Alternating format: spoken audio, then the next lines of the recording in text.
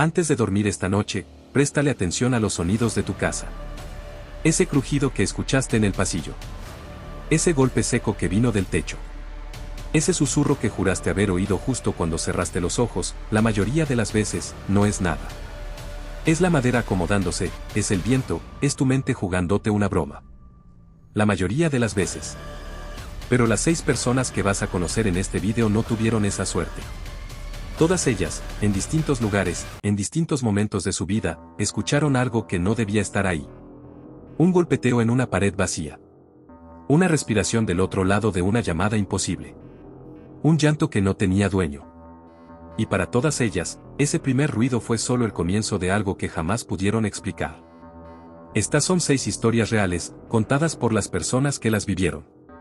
Te voy a pedir un solo favor antes de empezar: apaga la luz, ponte los audífonos, y presta atención a cualquier sonido que venga de tu propia casa mientras las escuchas. Porque a veces, el ruido no viene del vídeo. Empecemos.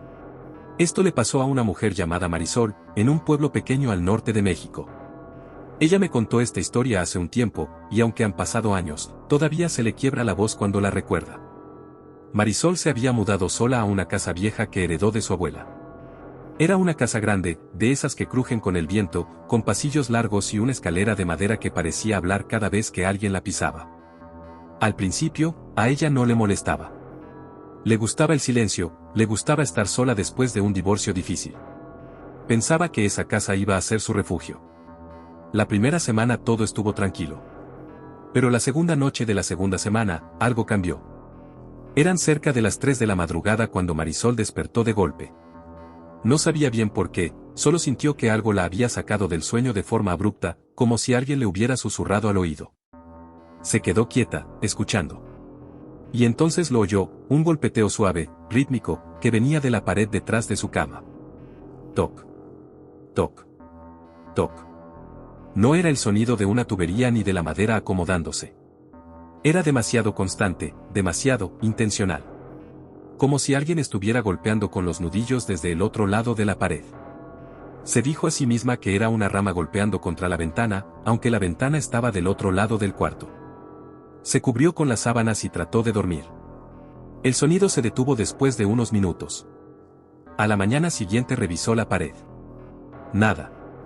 Solo yeso viejo y una foto descolorida de su abuela colgada torpemente. Se rió de sí misma, pensó que había sido su imaginación, el estrés de vivir sola por primera vez. Pero esa noche volvió a pasar.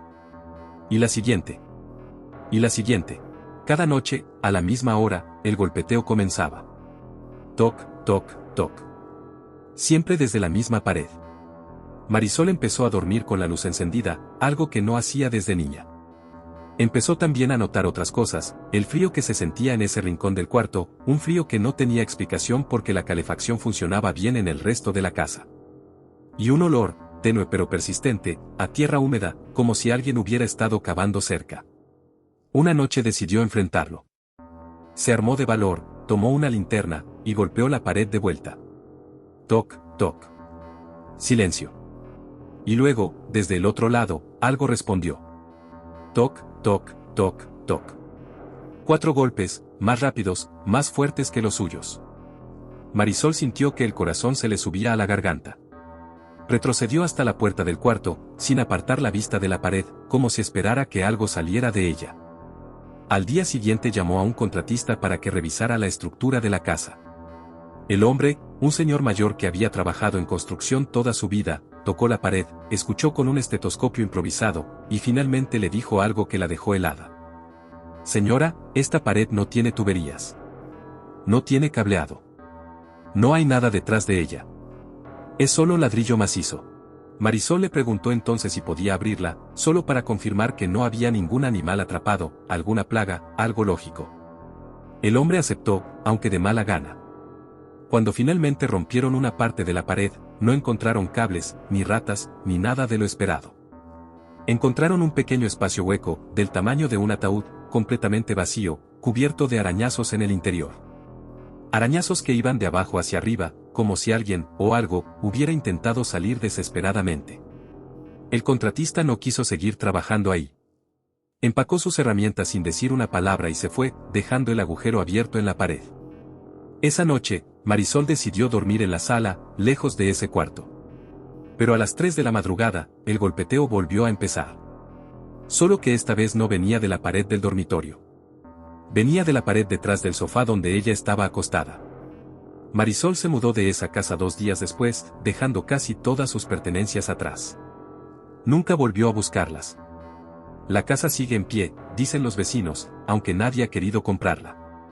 Y algunos, que pasan de noche cerca de ella, aseguran que todavía se puede escuchar, muy débil, un golpeteo constante que viene desde dentro de las paredes, buscando una salida que nunca encontrará. Daniel trabajaba en el turno nocturno de una estación de radio local. Era un trabajo tranquilo, casi solitario, poner música, leer un par de anuncios, y de vez en cuando recibir llamadas de oyentes insomnes que solo querían hablar con alguien a esas horas. Una noche de octubre, mientras estaba solo en la cabina, el teléfono de la estación sonó. Era raro que llamaran tan tarde, casi a la 1 de la madrugada, así que Daniel contestó con curiosidad. Radio Nocturna, buenas noches. Al otro lado solo había estática. Un ruido áspero, como interferencia, y debajo de esa estática, algo más, un sonido que parecía respiración. Lenta, pesada, casi como si alguien estuviera respirando directamente sobre el micrófono. ¿Hola?, dijo Daniel. ¿Hay alguien ahí? La respiración se detuvo. Y luego, una voz, distorsionada por la mala señal, susurró algo que él no logró entender del todo. Colgó, pensando que sería una broma de algún oyente aburrido. 10 minutos después, el teléfono volvió a sonar. La misma estática. La misma respiración. Pero esta vez, la voz fue más clara. Está detrás de ti. Daniel sintió que un escalofrío le recorría la espalda. Miró hacia atrás, hacia la puerta de vidrio de la cabina que daba al pasillo oscuro del edificio. No había nadie. Colgó de nuevo, esta vez temblando un poco, y decidió no contestar si volvía a sonar. Pero el teléfono sonó una tercera vez, y esta vez la luz de la cabina parpadeó. Daniel, contra su propio juicio, contestó. ¿Quién eres?, preguntó, tratando de sonar firme. La voz, ahora mucho más nítida, dijo. Voltea la cámara. En la estación había una cámara de seguridad que grababa el pasillo exterior, conectada a un monitor pequeño en la esquina de la cabina. Daniel giró lentamente la cabeza hacia esa pantalla. En el monitor, en blanco y negro granulado, se veía el pasillo vacío. Pero al fondo, casi imperceptible en la esquina del cuadro, había una figura de pie. Alta, inmóvil, con la cabeza ligeramente inclinada hacia un lado, como si estuviera escuchando algo. Daniel dejó caer el teléfono. Cuando volvió a mirar la pantalla, la figura ya no estaba en la esquina. Estaba más cerca. Mucho más cerca, como si se hubiera movido varios metros en cuestión de segundos, sin que la grabación mostrara movimiento alguno, solo saltos, como fotogramas perdidos. El teléfono, que había quedado colgando del cable sobre el escritorio, seguía emitiendo esa respiración pesada, ahora más rápida, más ansiosa. Daniel escuchó entonces un sonido nuevo, pasos, lentos, arrastrados, viniendo desde el pasillo hacia la puerta de la cabina. Se levantó de golpe, apagó las luces, y se escondió detrás del escritorio, con el corazón latiendo tan fuerte que temía que se pudiera escuchar desde afuera. Los pasos se detuvieron justo frente a la puerta de vidrio. Daniel, agachado, podía ver una sombra alargada proyectada bajo la puerta, quieta, como si algo estuviera esperando del otro lado. Pasaron varios minutos. La sombra no se movía. El teléfono, en algún momento, dejó de sonar. Daniel esperó, paralizado, hasta que escuchó el ruido de un auto afuera del edificio. Era su compañero, que llegaba para el cambio de turno. Cuando finalmente se atrevió a asomarse, la sombra ya no estaba. El pasillo estaba vacío. Al revisar las grabaciones de esa noche, encontraron algo que nadie pudo explicar. La cámara había grabado con normalidad, mostrando el pasillo vacío toda la noche, sin ninguna figura, sin ninguna sombra. Pero en el registro de llamadas de la estación, constaba que esa noche habían entrado 3 llamadas desde un número que, según la compañía telefónica, no existía. Un número que había sido desconectado hacía más de 15 años, porque pertenecía a una cabina telefónica que fue destruida en un incendio en el que, según los archivos del periódico local, había muerto un hombre que trabajaba como guardia de seguridad nocturno. Daniel renunció a ese trabajo la semana siguiente. Nunca más volvió a contestar un teléfono después de medianoche. Esta historia se la escuché a un hombre llamado Ricardo, que trabajaba comprando y remodelando casas viejas para revenderlas. Me dijo que de todas las propiedades que había tocado en su carrera, ninguna lo marcó tanto como la casa de la calle Alamar. Era una propiedad antigua, abandonada por casi 10 años, que Ricardo compró a muy bajo precio en una subasta. El plan era simple, renovarla y venderla con ganancia. Contrató a 2 ayudantes, Beto y Fernando, y empezaron a trabajar. El primer día no pasó nada extraño, más allá del deterioro normal de una casa vieja, humedad, telarañas, algún que otro insecto. Pero al caer la tarde, mientras guardaban las herramientas, escucharon algo que venía del sótano. Un llanto. El llanto de un bebé. Los 3 se quedaron congelados. Ricardo pensó de inmediato en algún animal, tal vez un gato callejero que se había colado en la propiedad. Bajaron los 3 juntos, con una linterna, hacia el sótano. El llanto se hacía más fuerte a medida que descendían las escaleras de madera podrida. Al llegar abajo, el sótano estaba completamente vacío. Solo cajas viejas, telarañas, y un olor a humedad tan fuerte que costaba respirar. El llanto, sin embargo, seguía sonando, ahora pareciendo venir de una esquina específica, detrás de una pila de cajas. Fernando, el más joven de los 3, se acercó y movió las cajas. Detrás no había nada. Ningún bebé, ningún animal, solo la pared de piedra del sótano, húmeda y agrietada. El llanto se detuvo de golpe en el instante en que movió la última caja, como si algo hubiera notado que lo estaban buscando y hubiera decidido callarse. Decidieron, con nervios pero también con la necesidad de terminar el trabajo, seguir con la renovación. Ricardo investigó un poco la historia de la casa esa misma noche, y encontró algo perturbador. Décadas atrás, la casa había pertenecido a una mujer que perdió a su hijo recién nacido en una situación que los vecinos de la época describieron como sospechosa. La mujer nunca fue acusada de nada formalmente, pero se mudó poco después, y la casa quedó deshabitada por años hasta que distintas familias intentaron vivir ahí, sin éxito, siempre mudándose al poco tiempo sin dar explicaciones claras. Al día siguiente, mientras trabajaban en el sótano instalando nuevas tuberías, Beto encontró algo debajo de una de las losas del piso, que estaba suelta.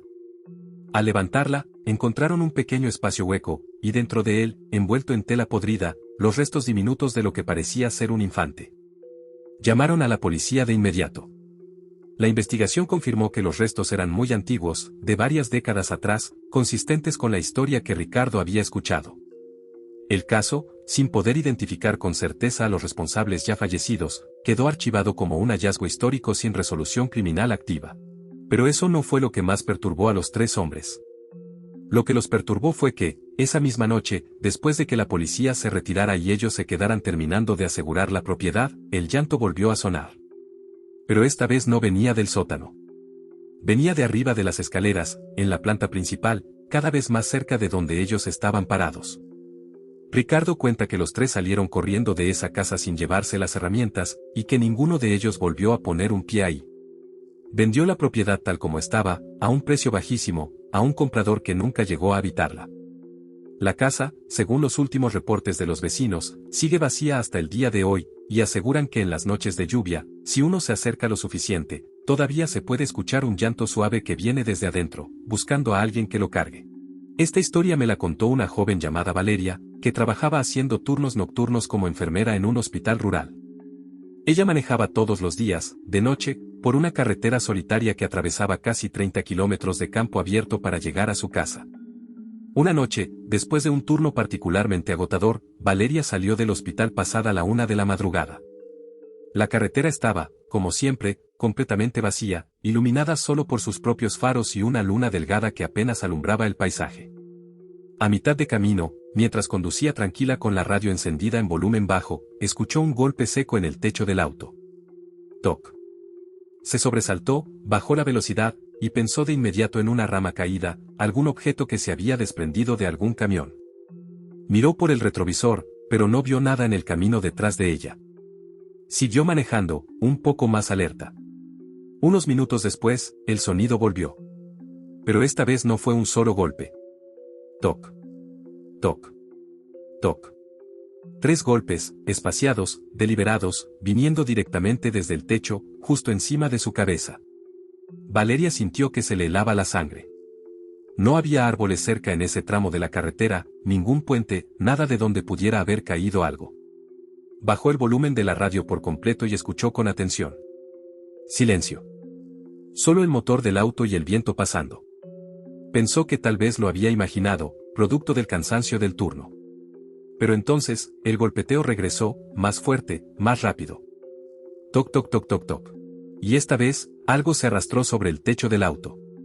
Un sonido lento, pesado, como si algo grande se estuviera moviendo de un lado a otro, justo encima de ella. Valeria pisó el acelerador, el corazón golpeándole el pecho con la misma intensidad que ese sonido golpeaba el techo. ¿Hola? Dijo en voz alta, sin saber muy bien por qué, como si esperara que algo le respondiera. ¿Quién está ahí? El arrastre se detuvo justo sobre el asiento del conductor, exactamente encima de su cabeza. Y entonces, algo golpeó el vidrio de su ventana lateral. No un golpe fuerte, sino algo suave, como si unos dedos delgados hubieran tocado el cristal. Valeria no se atrevió a mirar hacia la ventana. Mantuvo la vista fija en el camino, aceleró tanto como pudo, y condujo así, con el sonido de algo arrastrándose sobre el techo, durante casi 10 minutos, hasta llegar a la primera gasolinera abierta en el camino. Se detuvo bruscamente bajo las luces del establecimiento, y en cuanto lo hizo, el sonido se detuvo por completo. Se quedó dentro del auto, temblando, sin atreverse a bajar. El empleado de la gasolinera, notando su estado, salió a preguntarle si estaba bien. Cuando finalmente Valeria bajó del auto, ambos caminaron hacia la parte trasera del vehículo para revisar el techo. No había nada. Ningún rasguño, ninguna abolladura, nada que explicara los golpes o el sonido de arrastre. Solo, en el polvo acumulado sobre el techo del auto, marcas. Marcas de algo que parecían dedos largos, delgados, arrastrándose desde el parabrisas hasta la parte trasera del vehículo, como si algo se hubiera aferrado ahí durante todo el trayecto. El empleado, pálido, le contó entonces que esa carretera tenía fama entre los lugareños. Años atrás, decían, un auto se había salido del camino en una curva cercana, cayendo a un barranco, y sus ocupantes nunca fueron encontrados, a pesar de una búsqueda extensa. Desde entonces, algunos conductores nocturnos reportaban golpes similares en sus vehículos al pasar por esa zona, como si algo, o alguien, todavía buscara la manera de subirse, de encontrar un lugar donde no lo dejaran caer. Valeria pidió su transferencia del hospital poco después. Nunca más volvió a manejar de noche por esa carretera, y hasta el día de hoy, dice que evita cualquier camino solitario después de la medianoche. Jorge tenía 8 años cuando esto le ocurrió, aunque me lo contó ya de adulto, con la voz todavía tensa al recordarlo. Vivía con sus padres en una casa de 2 pisos en un barrio tranquilo, y su cuarto estaba en la planta alta, al final del pasillo. Todo comenzó una noche cualquiera, cuando Jorge, acostado en su cama, escuchó un susurro que venía de debajo de ella. Al principio pensó que era su imaginación, o tal vez el viento colándose por alguna rendija. Pero el susurro era claro, aunque no lograba entender las palabras, como si alguien estuviera hablando en un idioma que no conocía, muy cerca de su oído, pero desde abajo. Se quedó paralizado, cubierto hasta el cuello con las sábanas, sin atreverse a asomarse por el borde de la cama. El susurro continuó por varios minutos, y luego, tan repentinamente como había comenzado, se detuvo. A la mañana siguiente, Jorge le contó a su madre lo que había escuchado. Ella, como cualquier madre, lo tranquilizó diciendo que probablemente había sido un sueño, o el ruido de las tuberías de la casa. Jorge quiso creerle, pero esa noche, el susurro volvió. Esta vez, además del murmullo ininteligible, sintió algo más, una mano fría rozándole el tobillo desde abajo de la cama. Fue apenas un roce, ligero, casi como una caricia, pero suficiente para que Jorge saltara de la cama y saliera corriendo hacia el cuarto de sus padres, gritando. Sus padres, alarmados, revisaron debajo de la cama esa misma noche. No encontraron nada, por supuesto, solo polvo, algunos juguetes olvidados, y la oscuridad habitual bajo cualquier cama de niño. Le dijeron que había sido una pesadilla, y aunque Jorge insistió en que había sido real, terminó por dormir esa noche en el cuarto de sus padres. El fenómeno continuó, sin embargo, durante varias semanas. Cada 3 o 4 noches, el susurro regresaba, siempre acompañado de ese roce frío en los pies o los tobillos de Jorge. Sus padres, cansados de las quejas del niño, decidieron finalmente instalar una cámara pequeña en el cuarto, apuntando hacia la cama, para grabar durante la noche y demostrarle a Jorge que no había nada. La primera noche de grabación no capturó nada extraño. La segunda noche, tampoco. Pero la tercera noche, algo apareció en la grabación que hizo que sus padres dejaran de dormir tranquilos también. En el vídeo, se veía a Jorge dormido, quieto, hasta que pasada la 1 de la madrugada, algo comenzó a moverse debajo de la cama. La sábana que colgaba por el borde se movía levemente, como si algo la estuviera empujando desde adentro. Luego, una mano, pálida, delgada, con dedos demasiado largos para ser humanos, emergió lentamente desde debajo de la cama y se posó sobre el tobillo del niño dormido. Jorge, en el vídeo, se removía incómodo pero no despertaba. La mano permanecía ahí, inmóvil, durante casi 3 minutos, hasta que lentamente se retiraba de nuevo hacia la oscuridad bajo la cama, como si hubiera terminado de hacer lo que fuera que estuviera haciendo. Los padres de Jorge, después de ver esa grabación, no durmieron esa noche. Al amanecer, movieron la cama de su hijo hacia otro cuarto, y contrataron a alguien para sellar el espacio hueco que existía bajo el piso de madera del dormitorio original, un espacio que, según descubrieron después, comunicaba con un antiguo túnel de servicio que recorría toda la casa y que nadie en la familia sabía que existía. Jorge nunca volvió a escuchar el susurro después de mudarse de cuarto. Pero hasta el día de hoy, ya adulto, no puede dormir con los pies cerca del borde de la cama, ni tolera la oscuridad debajo de ella. La última historia me la contó un hombre llamado Oscar, que vivió esto en la casa que compró junto a su esposa poco después de casarse. Era una casa antigua, remodelada, con un ático al que casi nunca subían porque lo usaban solo para guardar cajas y adornos navideños. Todo comenzó unos meses después de mudarse, cuando empezaron a escuchar pasos en el ático durante la noche. Al principio pensaron en ratas, algo común en casas viejas, y colocaron trampas. Pero los pasos eran demasiado pesados, demasiado espaciados y rítmicos para tratarse de un roedor. Sonaban como los pasos de una persona adulta caminando lentamente de un lado a otro, justo encima de su dormitorio. Oscar subió una noche a revisar, armado con una linterna y, honestamente, bastante nervioso. El ático estaba tal como lo recordaba, cajas apiladas, telarañas en las esquinas, y un silencio absoluto en cuanto él entró. Revisó cada rincón, sin encontrar nada fuera de lo normal. Bajó, se dijo a sí mismo que había sido el viento o la estructura de la casa acomodándose, y trató de olvidarlo. Pero los pasos continuaron, noche tras noche, siempre después de la medianoche. Y con el tiempo, empezaron a sumarse otros sonidos, el arrastre de algo pesado, como un mueble siendo movido, y en ocasiones, un golpeteo seco contra el piso del ático, justo encima de la cama donde dormían. Su esposa, Renata, comenzó a tener problemas para dormir. Decía que sentía que alguien la observaba desde el techo, una sensación de peso, de presencia, que no la dejaba tranquila. Oscar, tratando de ser el fuerte de la relación, insistía en que todo tenía una explicación lógica, aunque en el fondo, él también empezaba a sentir miedo. Una noche, decidieron grabar el interior del ático con una cámara con visión nocturna, dejándola encendida mientras ellos dormían abajo. A la mañana siguiente, revisaron la grabación juntos, tomados de la mano, esperando encontrar la explicación racional que tanto necesitaban. Durante la primera hora, no pasó nada. Solo el ático vacío, quieto, iluminado en tonos verdosos por la cámara nocturna. Pero pasada la 1 de la madrugada, algo cambió. Las cajas, que estaban perfectamente apiladas, comenzaron a moverse ligeramente, como si algo caminara entre ellas sin que se pudiera ver qué. Luego, en el centro del cuadro, una sombra comenzó a formarse, alta, delgada, sin rasgos definidos, que se movía de un extremo a otro del ático con pasos lentos y pesados. La sombra se detuvo justo sobre el punto que correspondía a su dormitorio, en el piso de abajo. Y ahí permaneció, inmóvil, durante casi toda la noche, como si estuviera vigilando, esperando algo. Oscar y Renata no durmieron esa noche después de ver la grabación. Al día siguiente, contrataron a alguien para investigar la historia de la casa. Descubrieron que, décadas atrás, el ático había sido usado como cuarto por un inquilino que vivía ahí de forma permanente, un hombre que, según los registros, murió en ese mismo espacio en circunstancias que el reporte policial de la época describió vagamente como muerte natural en soledad, ya que su cuerpo no fue encontrado hasta varias semanas después de su fallecimiento. Oscar y Renata decidieron sellar completamente el acceso al ático, cerrando la trampilla con tablas y clavos. Durante un tiempo, los sonidos cesaron.